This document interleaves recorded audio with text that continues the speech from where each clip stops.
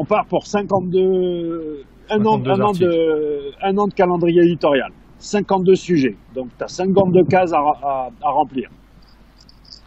Chaque semaine, tu pars dans une véritable opération de communication où chaque sujet doit donner lieu à 20 à 30 contenus. Un sujet égale 20 à 30 contenus. Tu as 4 formats de contenu possibles. Texte, image, audio, vidéo. Donc ce sujet, tu le déclines sous ces 4 formats et de multiples variantes au sein de chaque format. Prends la vidéo, rien qu'à Instagram, tu peux mettre 1 minute dans ta timeline, une story qui va expirer en 24 heures et IGTV, tu peux mettre ta vidéo de 12 minutes que tu avais prévue pour YouTube, je sais pas, tu vois. Du texte, du tweet de 280 caractères au blog post épique de 20 000 mots sur medium.com, tu peux faire une sacrée, toute une déclinaison de ton contenu. Donc, tu peux réexploiter un contenu que tu as créé. Ce que tu essaies de nous faire comprendre, c'est un sujet, voilà. Un sujet, tu le déclines. Je le décline sous 4 formats, dans une multitude de variantes, ce qui donne 20 à 30 variantes autour du sujet dans la semaine qui inonde la toile autour de ce sujet. Non seulement tu vas travailler ton marketing, non seulement tu vas travailler ton commercial, mais en plus ça va sérieusement booster ton SEO et ton concours sémantique. Est-ce que tu as envoyé un signal, des signaux qui viennent de différentes plateformes? Tu parlais d'Instagram, mais aussi Facebook, Twitter et autres. Tu envoies vraiment des signaux dans tous les sens et tu deviens, ou en tout cas, l'objectif derrière, si j'ai bien compris, c'est de devenir le référent aux yeux de Googlebot de ta thématique, quoi.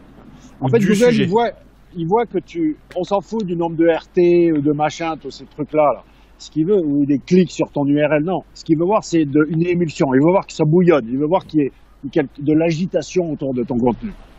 D'accord? Donc, rien ne vaut le backlink. C'est sûr que le lien, c'est ce qu'il y a de mieux. Mais ce qui aide vraiment, en plus du backlink, c'est d'avoir cette espèce d'agitation. Mais ça a de multiples avantages parce que non seulement tu aides ton SEO, mais en plus, vraiment, tu domines la conversation sur le sujet. Et puis, je crois que tu peux vraiment visualiser.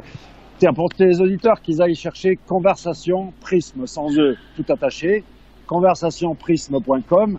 Et là, ils vont avoir une représentation du Web 2.0. Et finalement, toi, tu es au centre, tu es la marque, et tu dois arroser donc en multimédia tout cet écosystème qui est autour de toi. Et c'est ce que je dis, les Américains, les Anglo-Saxons. Moi, je suis juge aux European Search Awards et aux UK Search Awards depuis 2013. Je peux te garantir que les soumissions pour la catégorie SEO, elle est d'une pauvreté créative par rapport au reste, parce que ils en font plus, quoi. C'est juste un process parmi tant d'autres.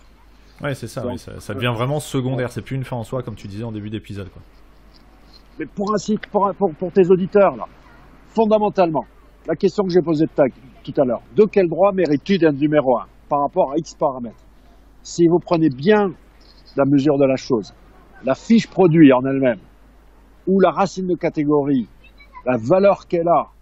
Après, toujours on vient me dire, ouais, mais je suis le moins cher, mon support client est meilleur, mes images sont meilleures, Googlebot, il s'en fout de tout ça.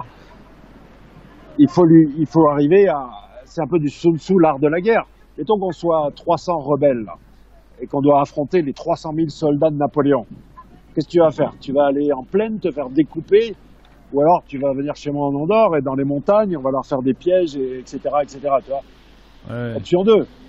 Bien sûr. Donc là, ce que tu fais, c'est tu vas à l'attaque avec ton épée en bois, te faire découper en plaine. Si tu envoies le même signal que les 250 000 autres, peu importe si tu as réécrit ta fiche produit, peu importe si tu as pris des photos de ton truc, le signal, là, ça va jouer au brute force, à celui qui a la plus grosse en termes de PageRank. Donc, si tu as les moyens d'acheter des liens, si tu as les moyens de faire du lien, tu peux pousser jusqu'à essayer de dégager celui qui est premier. Mais sinon, pour moi, c'est essayer d'être un peu plus malin. Tu peux pas rentrer par la porte, rentre par la fenêtre. Est-ce que observez le résultat de recherche, Google, il vous dit plein de choses. Regarde, tape d'un côté lave-linge et de l'autre côté, tu tapes un mot-clé comme, UEFA. UEFA, voilà, oui. Voilà ce qu'il veut, Google. Quand tu as UEFA, c'est le Champions League, enfin, le truc de foot, c'est un sapin de Noël. Tu as des réponses, des scores en direct, tu as de l'honnête graph, tu as du social, tu as de la news, tu as de la vidéo, tu as de l'image, tu as tout ça. Voilà ce qu'il veut. De l'autre côté, tu tapes lave-linge, tu as 10 vendeurs de lave-linge et deux que j'ai aidé. Non, même pas. Enfin, 2 que j'ai aidé, c'est pas en organique. 2 que j'ai aidé il y a des 2 que j'ai aidé, les numériques, et que choisir, comme par hasard, ils arrivent à pointer leur bout du nez, mais c'est tout. Et puis, mais ça le convient pas, quoi, cette requête-là, parce que ça répond qu'à une seule intention. Et lui, il veut répondre à de multiples intentions. Qu'est-ce que tu veux quand tu tapes lave-linge? Certes, certains vont acheter un lave-linge, mais pas tous. Et puis en plus, Google, il sait pas ce que c'est qu'un lave-linge. Il ne le comprend pas comme nous, humains. Oui, et l'intention de recherche n'est pas forcément claire non plus. Est-ce qu'on veut des informations? Est-ce qu'on veut télécharger la notice? Ou est-ce qu'on veut en acheter un? Donc c'est compliqué pour lui de traiter ça, et c'est compliqué pour lui de trouver suffisamment de sources crédibles. Parce qu'il y a ça aussi, il y a une notion de confiance. Est-ce que je peux vraiment te faire confiance?